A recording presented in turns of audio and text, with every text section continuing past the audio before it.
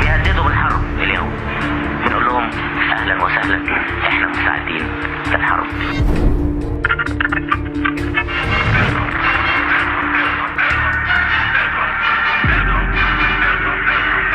فحطمت 197 طائرة، منها 189 طائرة على الأرض.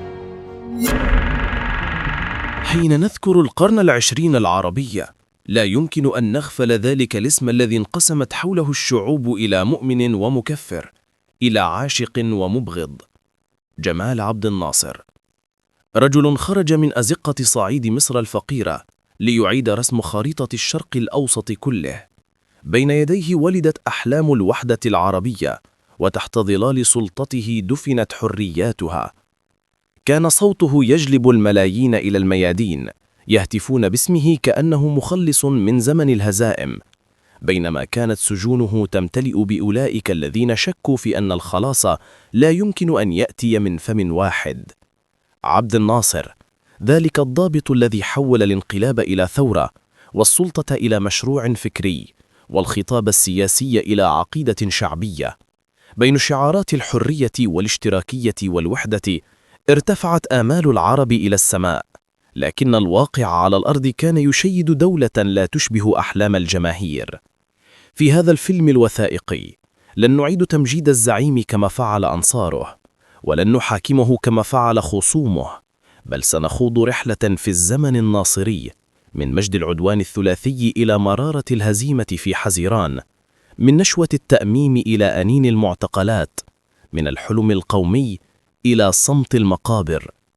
سنفتش في أرشيف التاريخ لا عن صور باهتة لزعيم ميت، بل عن سؤال حي يطارد أجيال العرب إلى اليوم: هل كان جمال عبد الناصر الزعيم الذي حلمت به الأمة، أم الخطأ الذي لم تتعلم منه بعد شيئا؟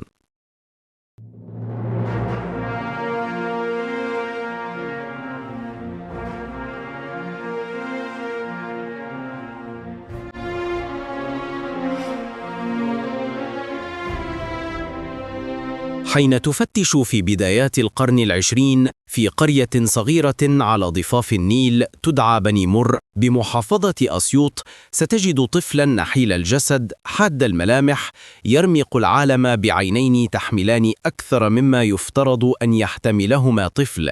ذلك الطفل كان جمال عبد الناصر. ولد سنة 1918 في أسرة متواضعة تنتمي إلى الطبقة المتوسطة الريفية. والده كان موظفا بسيطا في مصلحة البريد، كثير التنقل بين الأقاليم، وهو ما جعل جمال يعيش طفولته متنقلا بين القاهرة والإسكندرية وأسيوط، يتشرب تناقضات مصر بين فقر الريف وصخب المدينة. في تلك السنوات كانت مصر ترزح تحت الاحتلال البريطاني، والوعي الوطني يغلي في الشوارع والمدارس. في مرحلة المراهقة شارك عبد الناصر في مظاهرات طلاب المدارس ضد الإنجليز سنة 1930، وتلقى أول تجربة من الغاز المسيل للدموع. كانت تلك الحادثة نقطة تحول مبكرة، إذ شعر أن السياسة ليست كلمات تقال، بل معركة تخاض. حين التحق بالكلية الحربية سنة 1938 كانت المؤسسة العسكرية المصرية آنذاك مسيطرا عليها من الضباط الكبار ذوي الولاء للملك والإنجليز، لكن جيلا جديدا من الضباط الشبان وفي مقدمتهم عبد الناصر بدأ ينظر إلى الجيش كطريق للتحرر لا كأداة خضوع. هناك تعرف على رفاق سيصبحون لاحقا شركاءه في التاريخ: أنور السادات، عبد الحكيم عامر، زكريا محي الدين، وكمال الدين حسين. في تلك المرحلة تشكلت البذور الأولى لما سمي لاحقا بتنظيم الضباط الأحرار، وهو كيان سري نشأ من رحم الإحباط بعد نكبة فلسطين سنة 1948. كانت تلك الحرب صدمة قاسية لعبد الناصر، رأى بعينيه فساد السلاح وسوء القيادة وانهيار الجيش المصري في معارك خاسرة بسبب الصفقات المشبوهة بين القصر والإنجليز. في مذكراته كتب يقول: لقد رأيت في فلسطين جثثا تئن من الخيانة قبل أن تموت من الرصاص. من هناك نضج في داخله الإحساس بأن التغيير الحقيقي لا يأتي من الإصلاح بل من الانقلاب الجذري على النظام كله. بعد عودته من الحرب بدأ عبد الناصر يعيد بناء شبكته التنظيمية داخل الجيش، جمع حوله ضباطا ساخطين على فساد الملك فاروق، وتوسعت الخلايا السرية تدريجيا. كان حذرا يخفي وجهه السياسي خلف هدوء عسكري صارم. لم يكن الأكثر رتبة لكنه كان الأكثر تأثيرا. كتب عنه أحد رفاقه لاحقا: كان قليل الكلام لكن كلمته إذا خرجت كانت أمرا. مع نهاية الأربعينيات كانت البلاد تغلي، أزمة اقتصادية، انهيار سياسي، وتناقض بين قصر مترف وجيش مهزوم وشعب جائع. في هذا المناخ تهيأ المسرح لانفجار وشيك، وحين اندلع حريق القاهرة في 26 من يناير سنة 1952 كانت الدولة قد فقدت كل شرعيتها. أدرك عبد الناصر أن اللحظة التاريخية قد حانت. في ليلة 23 من يوليو من العام نفسه تحركت دبابات الجيش المصري في صمت عبر شوارع القاهرة. لم يكن الملك فاروق يدرك أن حفنة من الضباط الشبان سينهون ملكية دامت أكثر من قرن. كان البيان الأول للثورة هادئا متوازنا، يحمل بصمة عبد الناصر في كل كلمة. رغم أن وجهه لم يظهر بعد أمام الجماهير، اختار أن يظل في الظل ليترك للواء محمد نجيب الواجهة العلنية، بينما احتفظ هو بمفاتيح اللعبة كلها من وراء الستار. في السنوات التالية بدأ الصراع الخفي بين الرجلين. نجيب أراد ثورة تعيد الحياة الديمقراطية وتسلم السلطة للمدنيين، أما عبد الناصر فكان يرى أن الثورة لا تكتمم حين يمسك الثوار بالحكم كاملا لتطهير البلاد من الرجعية والفساد. ومع مرور الوقت أقصي نجيب، وتسلل عبد الناصر إلى القمة دون ججيج حتى أعلن رسميا رئيسا لمصر سنة 1954. هكذا وبخطوات محسوبة بدقة انتقل جمال عبد الناصر من ضابط شاب غاضب إلى زعيم يتحكم في مصير أمة بأكملها. كانت ثورة يوليو في ظاهرها انقلابا عسكريا أنهى عهد الملكية، لكنها في جوهرها كانت ولادة دولة جديدة من رحم السلاح، دولة سيحكمها الحلم القومي كما سيحكمها الخوف من داخلها. في تلك اللحظة بدأ زمن عبد الناصر، زمن سيتحد فيه الوطن حول رجل واحد قبل أن يتوحد الخوف منه.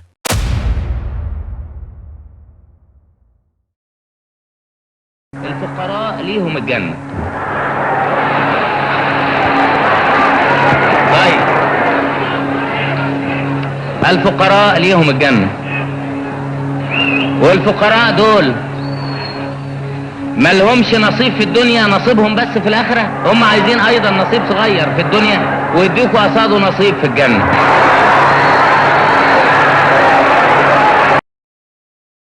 حين اعتلى جمال عبد الناصر سدة الحكم سنة 1954 كانت مصر قد دخلت مرحلة جديدة من تاريخها، مرحلة لم يكن فيها رئيس يعبر عن إرادة الشعب، بل رئيس يسعى إلى أن يصبح هو إرادة الشعب نفسها.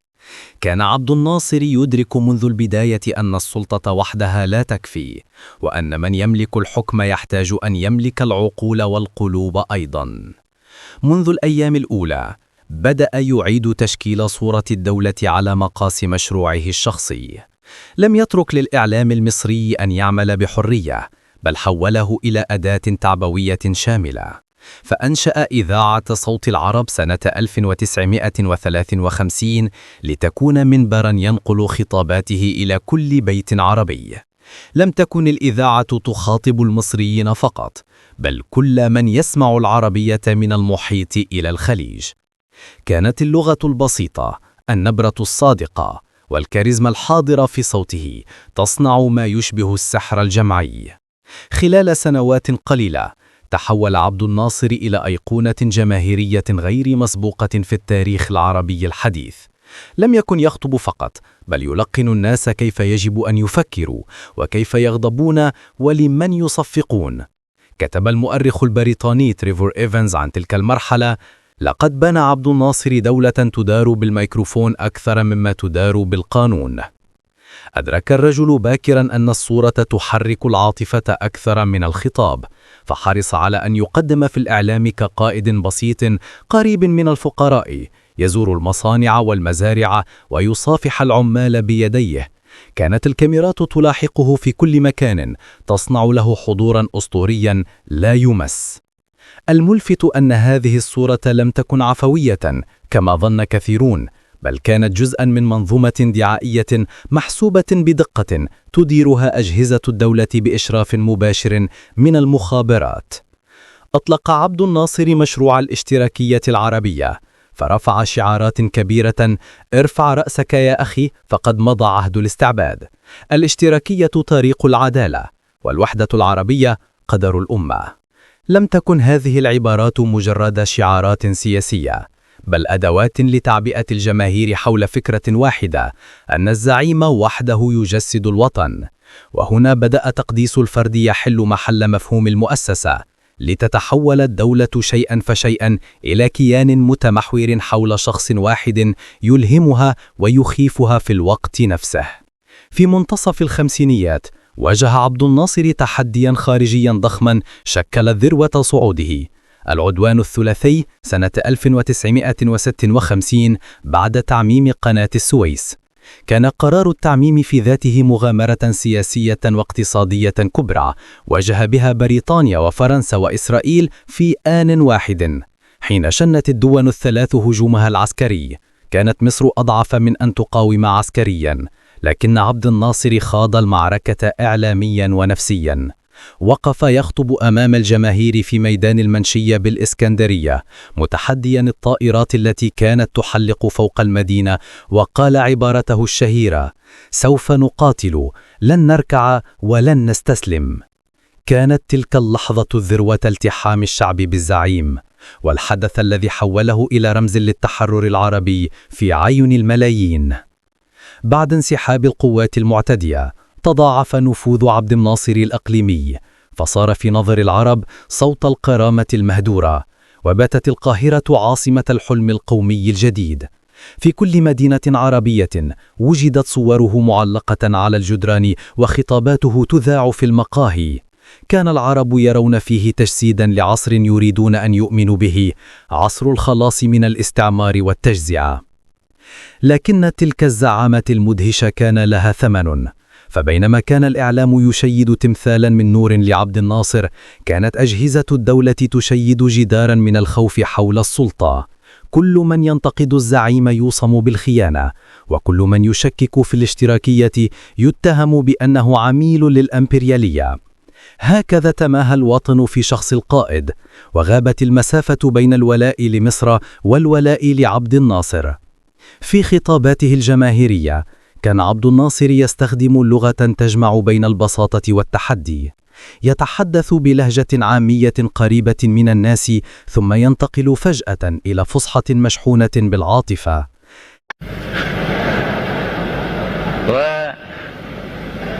مش قادرين يقولوا القاهرة لأن الناس يكشفوهم، لكن ده أصلا اللي بيقول ده الملك حسين. الملك حسين هو بقى ملك فاجر عاهر الأردن زي ما بيقولوا عليه الإنجليز.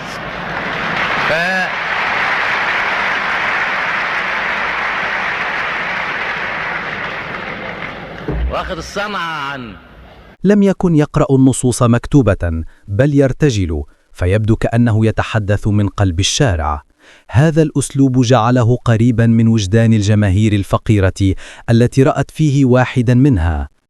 لكن الباحثين في علم الخطاب السياسي يشيرون إلى أن عبد الناصر استخدم ما يعرف بالاستعارة الجماعية، أي تحويل المعاناة الفردية إلى قضية قومية تعيد تعريف الهزيمة كخطوة نحو النصر.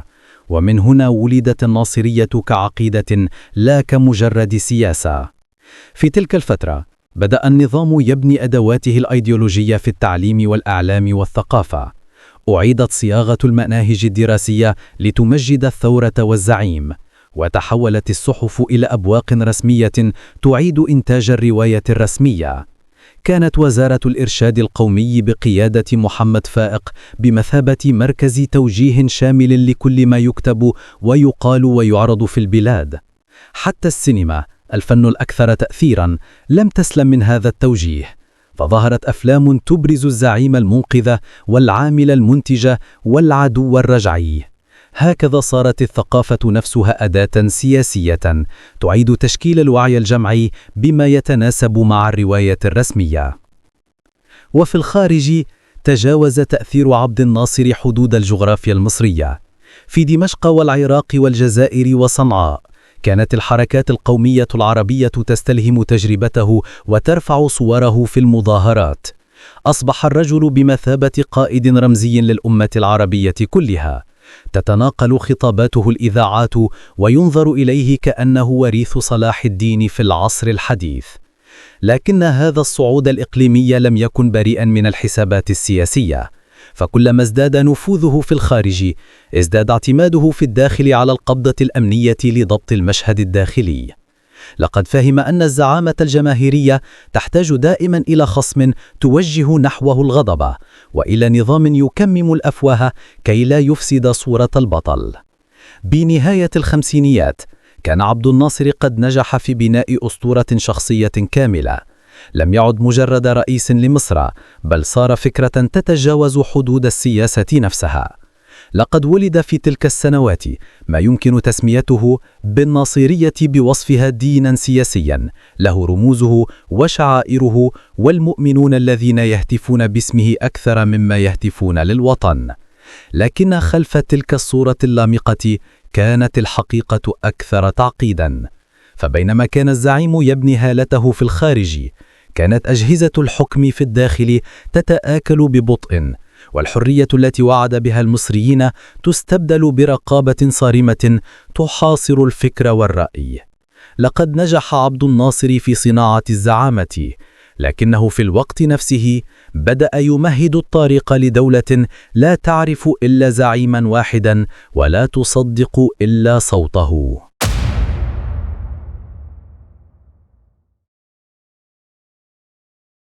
حين اعتلى جمال عبد الناصر سلم الزعامة العربية في منتصف الخمسينيات، بدا كأن التاريخ نفسه قد صاغه ليكون صوت الجماهير الغاضبة ووجه الأمة الباحثة عن كرامتها بعد قرون من الانكسار والاستعمار.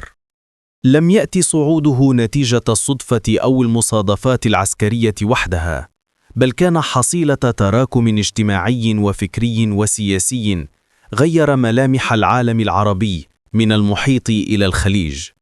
كان المشهد العربي آنذاك يغلي، فالعواصم تدار من قبل ملوك وأمراء مرتبطين بالغرب، والشعوب ما تزال ترزح تحت الاحتلال المباشر أو النفوذ البريطاني والفرنسي.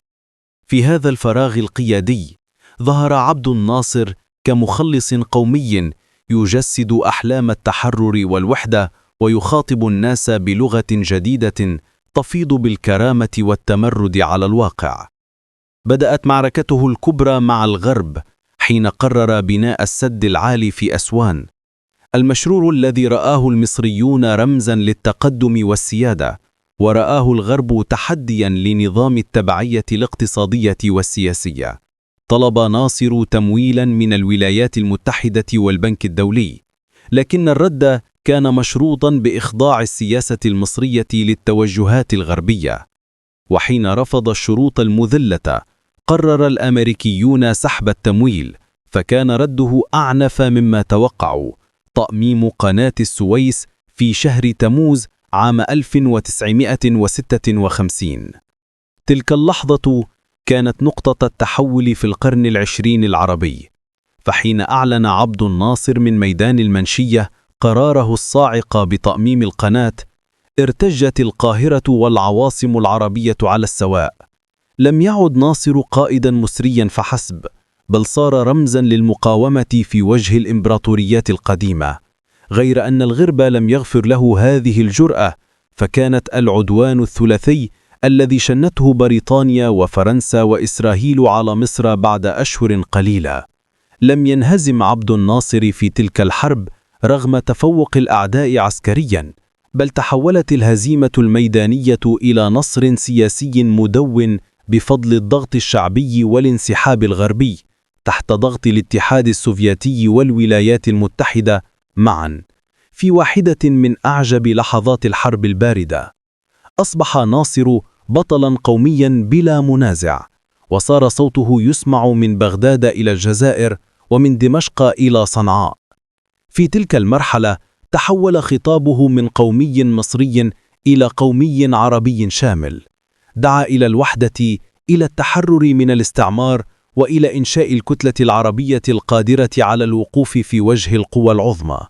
كانت إذاعة صوت العرب تبث خطاباته كأنها أناشيد ثورية تلهب الشوارع العربية. صار الشباب في المشرق والمغرب يحلمون أن عبد الناصر هو من سيعيد للأمة مجدها القديم. وفي عام 1958 تحقق أحد أحلامه، الوحدة بين مصر وسوريا تحت راية الجمهورية العربية المتحدة. كانت خطوة جريئة وغير مسبوقة، لكنها سرعان ما اصطدمت بواقع أكثر تعقيداً، فقد دخل ضباط القاهرة دمشق بعقلية السيطرة لا الشراكة، وبدأت الخلافات تتسع بين البيروقراطية المصرية والنخبة السورية التي شعرت بالتهميش. استمرت الوحدة 3 سنوات فقط، إلا أن انهيارها لم يضعف صورة ناصر في الشارع العربي، على العكس ازداد حضوره الرمزي لأنه مثل الحلم الضائع بوحدة العرب. وفي الوقت الذي كانت فيه الجزائر تخوض حرب استقلال دامية، كان ناصر يمدها بالسلاح والمال ويستقبل قادتها في القاهرة ليعلن أن مصر هي قلب الثورة العربية النابض. لكن هذا الصعود المذهل لم يكن خاليا من التناقضات، فبينما كان عبد الناصر يرفع شعار الحرية والتحرر في الخارج، كان في الداخل يحكم قبضته على الحياة السياسية ويقمع المعارضة بكل أشكالها. إلا أن الشعوب العربية الغارقة في نشوة التحرر من الاستعمار لم تكن تعير اهتماما كبيرا لتلك المفارقات. كان ناصر في نظرها الأب الكبير، رمز الكرامة والزعيم الذي تجرأ على أن يقول لا للغرب. في نهاية الخمسينيات أصبح عبد الناصر أحد أبرز زعماء العالم الثالث وشريكا أساسيا في حركة عدم الانحياز مع تيتو ونهرو وسوكارنو. أراد أن يبني عالما جديدا تتحرر فيه الشعوب من الاستعمار والرأسمالية والهيمنة السوفيتية على السواء. لكن الطريق إلى ذلك العالم كان مليئا بالألغام، فبينما ارتفعت شعبيته في الشارع العربي، كانت علاقته بالغرب تتدهور أكثر فأكثر، وبدأت واشنطن ولندن تراه زعيما خارج السيطرة. وهنا بدأت مرحلة الصراع الخفي بين المخابرات الغربية والنظام الناصري، وهو صراع سيتحول في السنوات التالية إلى مواجهة مفتوحة، حين دخل عبد الناصر معركة جديدة عنوانها اليمن وحرب الاستنزاف ضد إسرائيل. ذلك سيكون فصل الحكاية التالية، حيث يبدأ نجم الزعيم في الأفول ببطء بعد أن بلغ ذروة المجد والهيمنة على الوجدان العربي.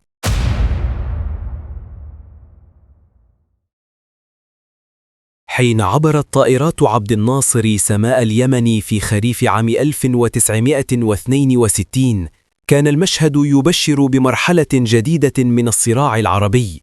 في ذلك العام أطاح ضباط يمنيون بالنظام الملكي الزيدي في صنعاء، وأعلنوا قيام الجمهورية العربية اليمنية، فكان ناصر أول من دعمهم بلا تردد.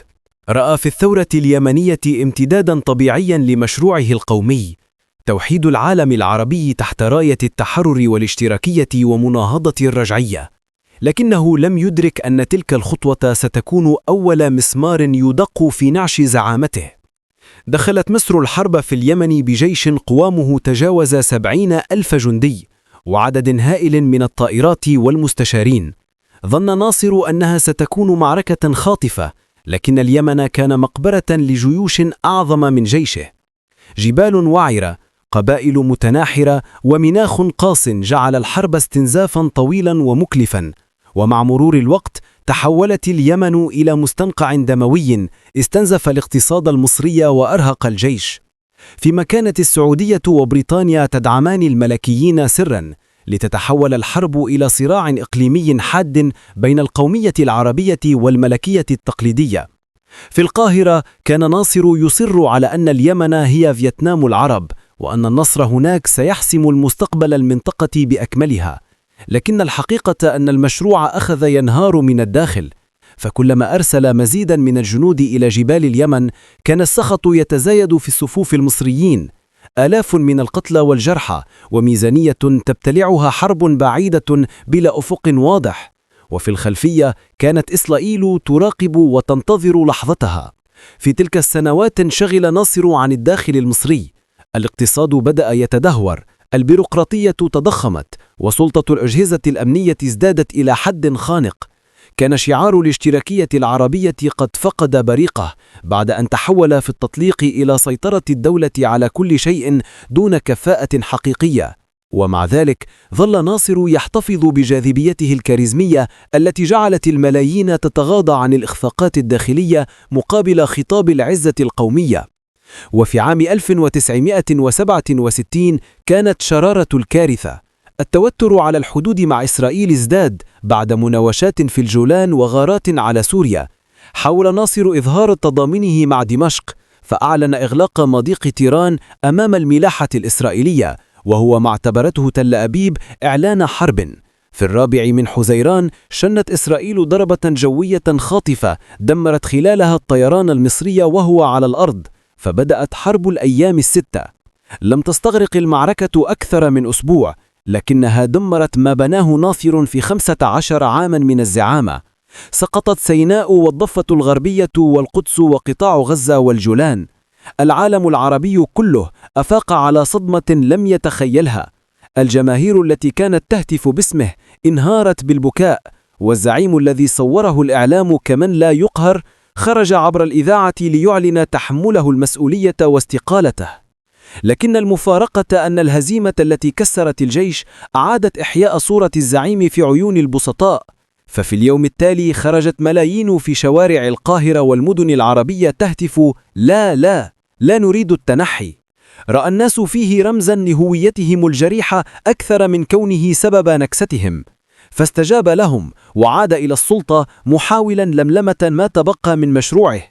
غير أن عبد الناصر بعد عام 67 لم يكن هو نفس الرجل الذي أطلق ثورة يوليو. أصبح أكثر حذرا، أكثر انطواء، وأكثر إدراكا لحدود القوة. بدأ يعيد بناء الجيش في صمت، ويدعم حرب الاستنزاف ضد إسرائيل على جبهة القناة، لكنه كان يعرف في قرارة نفسه أن الزمن تغير. الغرب عزله، والاتحاد السوفيتي لم يعد يثق بقدرته على تحقيق توازن حقيقي في الشرق الأوسط. في السنوات الأخيرة من حكمه صار ناصر يواجه إيراثه بواقعية مرة. حلم الوحدة العربية تلاشى، واليمن ما زالت تنزف، والاقتصاد المصري في أزمة حانقة. ومع ذلك بقي صوته مسموعا ووجهه حاضر في وجدان الناس، كأنه آخر حصون الكبرياء العربي. حين رحل في 28 من سبتمبر عام 1970 شيعته الملايين في جنازة لم يشهد مثلها تاريخ العرب الحديث. لم يكن نصره كاملا ولا مشروعه ناجحا، لكنه ظل في ذاكرة الأمة الرجل الذي حاول أن يقيم نهضة عربية في زمن كانت الأمة فيه على ركبها. وهكذا انتهت مرحلة الحلم القومي، لتبدأ مرحلة المراجعة والخيبة والانقسام في عالم عربي سيظل إلى اليوم يعيش بين شوق الزعامة وخوف القمع الذي وجد مع عبد الناصر نفسه.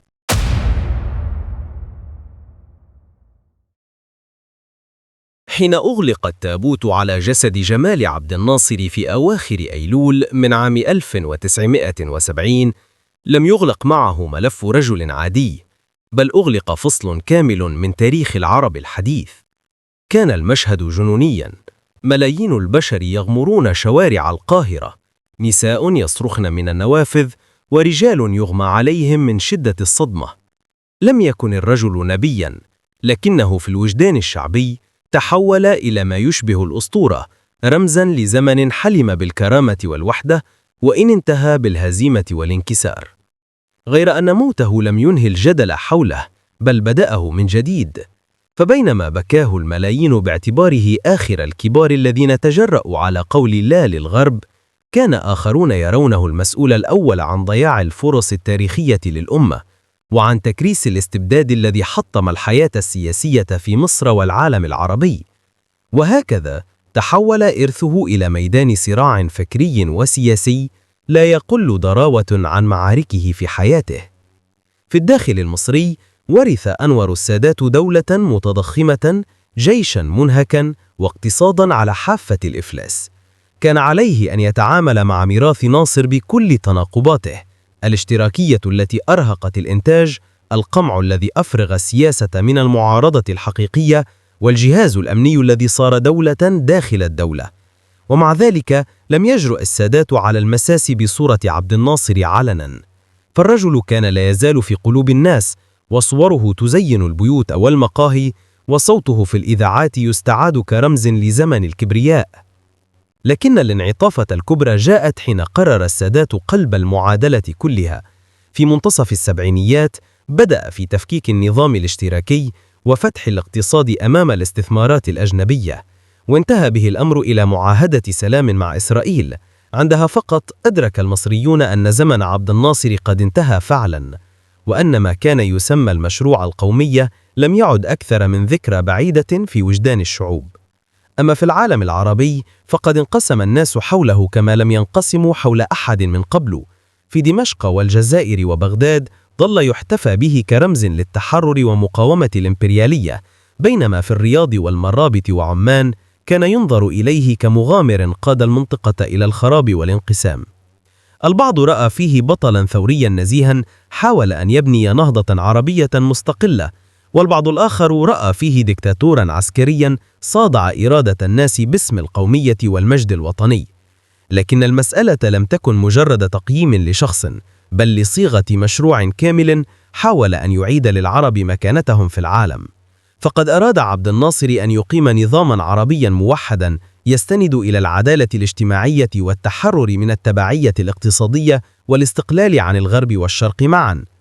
كانت رؤيته في جوهرها ثورة على النظام العالمي بأسره، لكن أدواته لم تكن على قدر طموحه.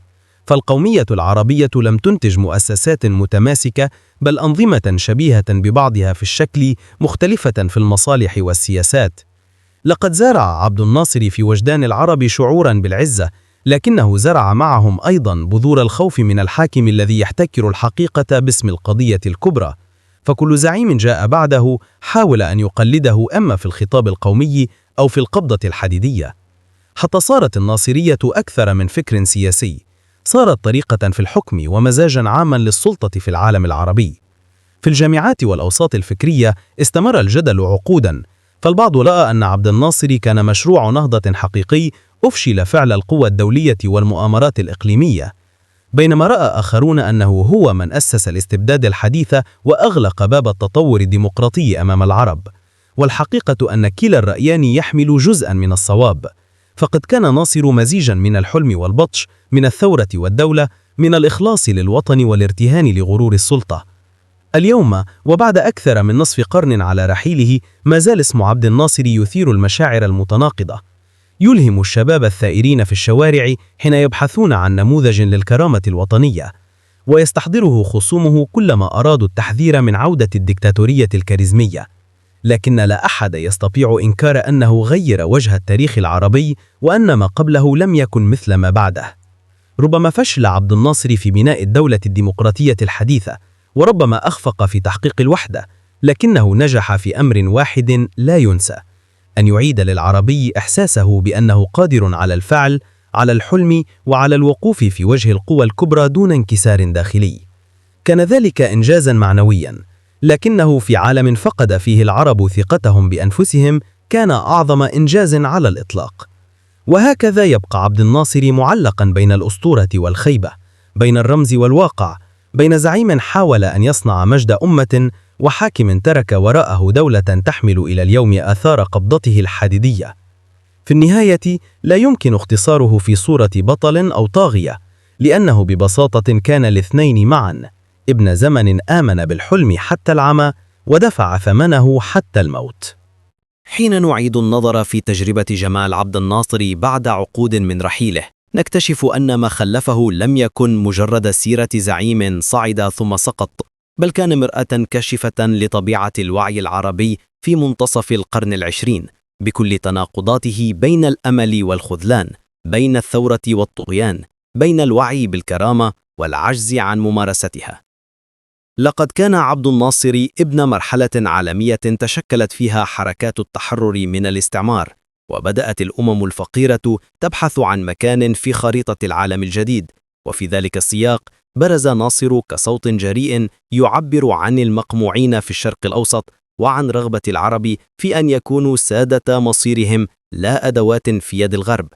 لكن خطيئته الكبرى كانت في اعتقاده أن الزعامة يمكن أن تحل محل الحرية، وأن وحدة العرب تبنى بالقرارات من فوق لا بإرادة الشعوب من تحت. لقد أراد أن يقيم إمبراطورية من الحلم فبنى دولة من الخوف، وأراد أن يحرر الأمة من الاستعمار فاستبدل المحتل بالأجهزة الأمنية، ومع ذلك لم يكن شيطانا كما حاول خصومه تصويره، بل كان مؤمنا إلى حد السذاجة أحيانا بأن التاريخ يمكن أن يكتب من القاهرة إلى كل عاصمة عربية أخرى.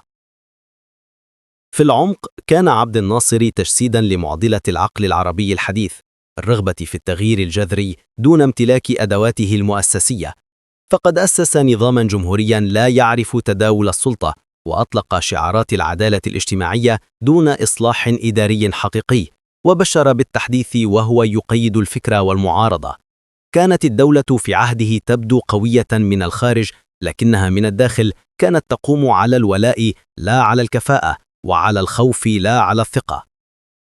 ومع مرور الزمن تبين أن الهزيمة العسكرية عام 67 لم تكن إلا انعكاسا لهزيمة أعمق في الفكر والسياسة والإدارة، فالمجتمعات التي تؤله زعيمها تفقد قدرتها على النقد الذاتي، والأنظمة التي تخضع الإعلام والفكر تحت سلطة الحاكم تفقد وعيها بالمخاطر قبل وقوعها. كانت الهزيمة نتيجة طبيعية لمنظومة حكمت باسم الشعب، لكنها لم تسمح له يوما أن يتكلم بحرية. ومع ذلك لا يمكن إنكار أن ناصرا ترك إرثا إيجابيا في وجدان العرب، فقد منح الفقراء إحساسا بالكرامة، وجعل الكلمة عروبة جزءا من الوجدان الجمعي، بنى مصانع ومدارس وسدودا، وفتح باب التعليم لأبناء الطبقات التي لم تعرف القلم من قبل. كان يحلم بمصر تقود العالم العربي لا تابعة له، وبعرب أقوياء يقفون في وجه القوى الكبرى دون انكسار داخلي. لكن التاريخ لا يقاس بالنوايا بل بالنتائج، والنتيجة أن مشروعه انتهى إلى دولة متضخمة تدار من فوق، ومجتمع فقد حيويته السياسية، ونخب ولدت في ظل الرعب فتعودت الصمت. لم تنهر الدولة فورا بعد رحيله، لكنها لم تعد تعرف طريق التقدم أيضا. لقد أراد عبد الناصر أن يكون بطل أمة لا تملك الوقت لتتعلم الديمقراطية، فاختار أن يحكمها باسم الحلم الكبير، غير أن الحلم حين يفرض من فوق يتحول مع الزمن إلى كابوس، وهذا ما ورثته الأجيال اللاحقة. تمجيد الزعيم لا المشروع، والخوف من النقد أكثر من الخوف من الفشل. اليوم بعد أكثر من 5 عقود على رحيله، لا يزال عبد الناصر حاضرا في خطابات القادة الجدد، في جدران المدن القديمة، وفي ذاكرة كل من عاش مرحلة كان العرب فيها يؤمنون بأن الغد يمكن أن يكون أفضل، لكن حضوره صار رمزيا أكثر منه سياسيا. فهو صورة الحلم الذي لم يكتمل، واليقين الذي سقط تحت ثقل الواقع. وهكذا تبقى تجربة جمال عبد الناصر درسا قاسيا في السياسة والتاريخ، أن الزعامة بلا مؤسسات تتحول إلى عبء، وأن القومية بلا حرية تصبح مجرد شعار أجوفة. لقد أراد أن ينهض بالعرب، لكنه كشف ضعفهم البنيوي، وأراد أن يوحدهم فوحدهم فقط في الهزيمة. ومع ذلك فإن ذكر عبد الناصر لا تمحى، لأنه كان صادقا في حلمه حتى وإن خانته الواقع. كان ابن زمان صدق أن الإرادة وحدها تكفي لتغيير التاريخ، وأن الكلمة يمكن أن تعيد للأمة مجدها. وربما لهذا حين يذكر اسمه اليوم لا يتجادل الناس حول الحقائق بقدر ما يختلفون حول الإحساس الذي تركه فيهم، إحساس الكبرياء والخذلان والحنين إلى زمن كان الحلم فيه ممكنا ولو للحظة. في النهاية لا يمكن أن نفهم عبد الناصر إلا إذا فهمنا أنفسنا، فهو لم يكن استثناء منا، بل كان صورتنا في المرآة حين حلمنا وحين خفنا وحين أخطأنا. وإن درسه الأكبر يبقى واضحا، أن الأمم التي تعلق مصيرها برجل واحد مهما كان مخلصا تخاطر بأن تفقد حريتها وكرامتها في الوقت نفسه. هكذا يغلق التاريخ فصل عبد الناصر لا كنهاية زعيم فقط، بل كنهاية مرحلة حلمت فيها الأمة أن تصنع مستقبلها بصوت واحد، فاكتشفت أن صوتها الحقيقي لا يولد إلا حين تتكلم كل الأصوات معا.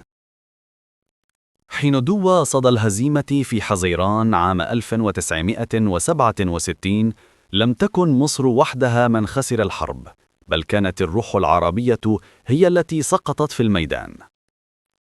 ففي غضون 6 أيام فقط انهار جيش عد آنذاك الأكبر في المنطقة، وتبدد حلم الوحدة، وتحولت الشعارات القومية إلى رماد. كانت الهزيمة صادمة لدرجة لم يعرف العرب كيف يتعاملون معها. كيف ينهزم الزعيم الذي وعدهم بالنصر الأبدي؟ كيف تسقط القاهرة سياسياً أمام تل أبيب بعد عقدين من الصعود القومي والهيمنة الإعلامية؟ في مساء 9 يونيو خرج عبد الناصر على الأمة بخطاب تاريخي، كان صوته هادئاً على غير عادته، كأنه يعترف بالعجز أمام الحقيقة المرة. قال عباراته المشهورة: لقد اتخذت قراراً أتحمل فيه كامل المسؤولية، إنني قررت أن أتنحى تماماً ونهائياً عن أي من منصب رسمي وأي دور سياسي. كانت تلك اللحظة صاعقة على الشارع العربي، إذ لم يصدق الملايين أن الزعيم الذي ملأ الأرض خطباً ومشاريع سيتنحى فجأة. خرجت الجماهير في شوارع القاهرة والإسكندرية وبيروت ودمشق وحتى بغداد تهتف باسمه من جديد: لا تتركنا يا جمال. كانت المفارقة مريرة. الزعيم الذي انهزم عسكريا انتصر جماهيريا في لحظة الانكسار. لكن وراء الستار كان المشهد أكثر تعقيدا. في أروقة القيادة المصرية بدأت عملية تقييم شاقة للكارثة. تقرير لجنة التحقيق في أسباب الهزيمة كشف هشاشة البنية العسكرية، فساد القيادات، وتدخل السياسة في تفاصيل القرار العسكري. لم يكن عبد الناصر بعيدا عن هذا، فقد أنشأ نظاما قائما على الولاء لا الكفاءة، وعلى الصوت السياسي أكثر من الفكر العسكري. لقد بنى جيشا مؤدلجا لا جيشا محترفا، وهو ما جعله عاجزا عن مواجهة آلة الحرب الإسرائيلية المدعومة غربيا. في تلك السنوات بدأ عبد الناصر مشروع إعادة بناء القوات المسلحة، وسلم قيادتها إلى الفريق محمد فوزي، وعين عبد المنعم رياض رئيسا للأركان. لكن تلك الخطوات كانت تأتي في وقت متأخر بعدما تآكلت الثقة بين النظام ومؤسساته. حاول عبد الناصر أن يعيد رسم المشهد عبر خطاب جديد قوامه الواقعية لا الشعارات، فبدأ يتحدث عن الصمود والتصدي بدلاً من التحرير الكامل. ورغم أن نكسة حزيران كانت هزيمة عسكرية، فإنها مثلت أيضاً انهياراً فكرياً للنموذج الناصري نفسه. فالوحدة العربية التي كانت تقدم كقدر حتمي انهارت مع تفكك العلاقات بين مصر وسوريا والعراق، والاشتراكية العربية التي وعد بها الفقراء تحولت إلى بيروقراطية خانقة ومؤسسات تدار من فوق. أما الحرية التي نادى بها الزعيم في ثورة يوليو فقد دفنها بيده تحت شعار الأمن القومي. ورغم كل ذلك لم يختفي سحر عبد الناصر، فقد ظلت الجماهير تراه رمزاً لكرامة وطنية مهدرة وصوتاً يتحدى الغرب وإسرائيل. كان يدرك أن بقاءه في الحكم لم يعد ضماناً للنصر، بل رمزاً للاستمرار في وجه الانكسار. ومن هنا بدأ يعيد هندسة نظامه من الداخل، مستبدلا بعض وجوه السلطة ومقرا بإخفاقاته في جلسات مغلقة مع ضباطه. عام 1968 خرجت المظاهرات الطلابية في القاهرة تطالب بالمحاسبة والشفافية. كان ذلك مشهدا جديدا في الشارع المصري الذي لم يتجرأ قبلها على معارضة النظام. لكن عبد الناصر، وقد تعلم من أخطاء الماضي، اختار هذه المرة أن يستوعب الغضب لا أن يقمعه مباشرة. التقى الطلاب، تحدث إليهم بلغة فيها اعتراف ضمني بالفشل، وحاول أن يعيد بناء الجسور المقطوعة مع الشعب. وفي الخارج بدأ عبد الناصر ينسج خيوط تحالف جديد مع الاتحاد السوفيتي. كان يدرك أنه لا يستطيع مواجهة إسرائيل دون مظلة عسكرية وتقنية سوفيتية، وهكذا بدأ عصر الصواريخ والدفاع الجوي الذي مهد لاحقا لنصر أكتوبر بعد وفاته. لكن هذا التحالف لم يكن خاليا من الكلفة السياسية، فمصر أصبحت مرتبطة بشكل كبير بالإرادة السوفيتية، وفقدت بعض استقلالها في القرار الخارجي، وهو ما كان يزعج عبد الناصر نفسه. وفي الأعوام الأخيرة من حياته بدت عليه علامات الإنهاك، فقد أصيب بمرض السكري وارتفع ضغطه، وكان يعمل لساعات طويلة بلا راحة تذكر. ورغم الوهن الجسدي لم يتراجع عن الحضور السياسي.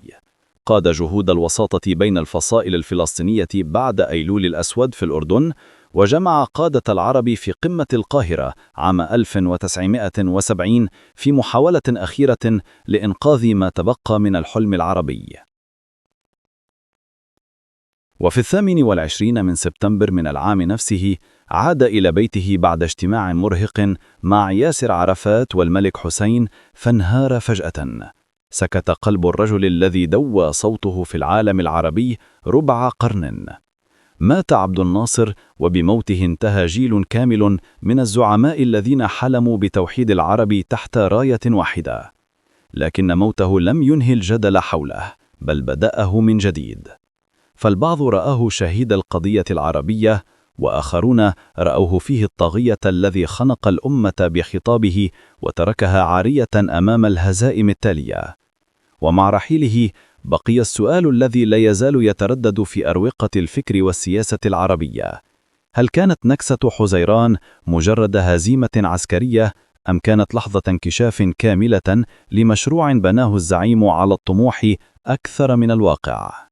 حين أغلقت صفحة حياة جمال عبد الناصر في سبتمبر عام 1970، بدا العالم العربي وكأنه فقد شيئا من نفسه. لم يكن رحيله مجرد حدث سياسي، بل زلزالا عاطفيا اجتاح الشوارع العربية من المحيط إلى الخليج. في القاهرة خرجت الملايين في جنازة لم تعرف مصر مثلها منذ قرون. كان البكاء جماعيا، والهتاف باسمه يختلط بالدموع، وكأن الأمة تودع الحلم الأخير الذي عاشته يوما. لكن مشهد الوداع المهيب لم ينهي السؤال، بل بدأه: ماذا بقي من عبد الناصر؟ وما معنى أن يصبح رجل واحد مشروعا أيديولوجيا تتنازعه الأجيال بعد موته؟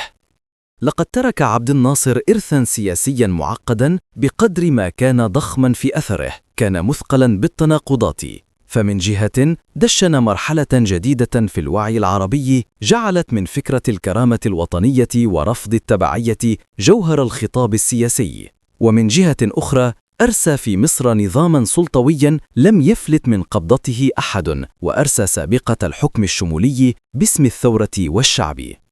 لقد تحولت الناصرية بعد موته إلى ما يشبه الديانة السياسية. لم تعد مجرد تجربة حكم، بل صارت منظومة رمزية تعيش في الوجدان الطبقات الشعبية. في المصانع والمقاهي، في الجامعات والقرى، ظل الناس يتداولون ذكراه كأنه ما زال يحكم. كانوا يرونه فيه الأب الذي دافع عن الفقراء، والزعيم الذي تحدى الغرب، والرجل الذي تجرأ على أن يقول لا حين كان الجميع يقولون نعم. لكن السلطة التي ورثته لم تكن قادرة على حمل هذا الإرث دون أن تعيد صياغته. فخلفه أنور السادات، الضابط الذي كان يوما أحد رجاله المقربين، اختار طريقا معاكسا تماما. أعلن نهاية مرحلة الاشتراكية الثورية وبدأ سياسة الانفتاح الاقتصادي التي أعادت الرأسمالية إلى مصر من بوابة السوق الحر. ولم يكتفي بذلك، بل أطلق خطاباً جديداً يدين عصر عبد الناصر من حيث المبدأ، معتبراً أن زمن الشعارات قد انتهى وأن الواقعية السياسية هي ما تحتاجه مصر. هنا بدأت المعركة على الذاكرة، فأنصار عبد الناصر دافعوا عن صورته كرمز خالد للكرامة والعدالة، بينما رآه خصومه تجسيداً للفشل والديكتاتورية والانغلاق، وانقسم المؤرخون بين من يقدسه ومن يحاكمه. في العقود التالية لم تختف الناصرية من الشارع المصري رغم تغير الأنظمة، فكلما تعرضت البلاد لأزمة اقتصادية أو سياسية عاد اسم عبد الناصر إلى السطح. كان يستدعى كما يستدعى البطل الشعبي في لحظات الضعف الوطني. كان المصريون لا يرونه فقط كقائد راحل، بل كرمز لعصر أحسوا فيه أن الفقراء كانوا يحترمون وأن الدولة كانت تخاطبهم لا تهملهم. وفي العالم العربي بقي عبد الناصر أيقونة للفكر القومي، رغم أن مشروع الوحدة الذي رفع لواءه لم ينجح في أي بلد بعده. كانت حركات سياسية من المغرب إلى اليمن تعلن انتماءها للناصرية، رغم أن الظروف التاريخية تغيرت. لقد صار الفكر الناصري ذاكرة الحلم العربي المجهض. كل خطاب وحدوي أو ثوري بعده كان يبدأ من حيث انتهى هو. أما في ميدان الدراسات الأكاديمية فقد بدأ الباحثون الغربيون والعرب على حد سواء يعيدون قراءة التجربة الناصرية. بعضهم رأى فيها محاولة صادقة لتأسيس دولة مستقلة تواجه الاستعمار وتؤمن العدالة الاجتماعية، فيما اعتبر آخرون أنها تجربة مثالية اصطدمت بواقع معقد فانهارت تحت ثقل شعاراتها. فعبد الناصر لم يكن اشتراكيا صرفا ولا قوميا خالصا، بل مزيجا متناقضا من الأيديولوجيات التي جمعها حول شخصه. وقد أثرت الناصرية أيضا في الحركات الثورية خارج العالم العربي، ففي إفريقيا وآسيا وأمريكا اللاتينية رأى فيها قادة مثل نيكروما وتيتو وكاسترو نموذجا للمقاومة الوطنية ضد الإمبريالية. كان عبد الناصر واحدا من رموز الحياد الإيجابي في حركة عدم الانحياز إلى جانب يوغوسلافيا والهند وإندونيسيا، لكن ما جعل هذا الدور استثنائيا هو أنه جاء من بلد نام استطاع أن يفرض حضوره على الساحة الدولية بقوة الخطاب لا السلاح. ورغم مرور عقود على رحيله بقي الجدل حول إرثه حاضرا في كل منعطف مصري أو عربي. ففي ثورات الربيع العربي عاد اسم عبد الناصر في اللافتات والشعارات. البعض رفع صوره باعتباره رمزا للكرامة والسيادة، بينما هتف آخرون ضده باعتباره مؤسس الدولة البوليسية التي ما تزال تحكم حتى اليوم. وهكذا ظل إرث عبد الناصر سلاحا ذا حدين، فهو بالنسبة للبعض حلم العدالة والمساواة، وبالنسبة لآخرين كابوس القمع وتقديس السلطة. ولأنه لم يخلف نظاما مؤسسيا قويا بل دولة تدور حول شخصه، فقد انهار المشروع بموته وترك خلفه فراغا ضخما ملأه المتناقضات. إن عبد الناصر لم يكن مجرد زعيم مصري أو عربي، بل كان تجربة وجودية للأمة، فقد وحد الشعور الجماعي حول معنى الكرامة ثم تركه يتيه حين انهزم المشروع الذي حملها. وربما كان هذا ما جعل ذكراه عصية على النسيان، لأنه لم يكن سياسيا فقط بل حالة نفسية جماعية عاشها العرب يوما ولم يعرفوا بعدها طريق الخروج منها. وفي نهاية المطاف يبقى سؤال الإرث الناصري مفتوحا بلا جواب قاطع. هل يمكن قراءة عبد الناصر من عزل عن زمانه؟ أم أن مشروعه كان ابنا لمرحلة انتهت بانتهاء القرن العشرين؟ هل كانت الناصرية وعدا بالخلاص أم جرحا مفتوحا في الذاكرة العربية لا يندمل؟